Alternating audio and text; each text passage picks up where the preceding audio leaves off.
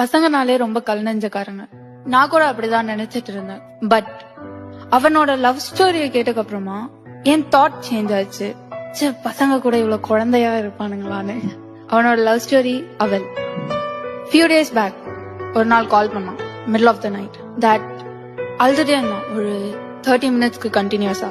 ஏன்னு கேட்க முடியல என்னால. அப்ப அவனே சொன்னான் தட் பிரேக்கப் ஆயிடுச்சுன்னு. சரி ஓகே, ஃப்ரெண்ட சமாதானப்படுத்தணும்னா அவ கிடக்குறாடா, சரி ஓகே விடு, அவ உனக்கு வருத்து இல்ல அப்படிலாம் சொன்னேன். பட் அவன் கொடுத்த ரிப்ளை என்னன்னா, அவ என் வாழ்க்கையில ஒரு பொக்கிஷமா எனக்கு கிடைச்சாடி. நான் குப்பையில இருக்கும்போது அவ என் வாழ்க்கையில எனக்கு எல்லாமே பிடிச்ச விஷயமா, நான் ரசிச்ச விஷயமா மாறினான். நான் ரொம்ப வேர்ஸ்டா இருக்கிற சிச்சுவேஷன்ல கூட என்னை எப்படி ஹேண்டில் பண்ணணும்னு அவ கத்துக்கணும். எனக்காக அவ எந்த எக்ஸ்டென்ட்டுக்கு வேணாலும் போவேன்ற அளவுக்கு அவ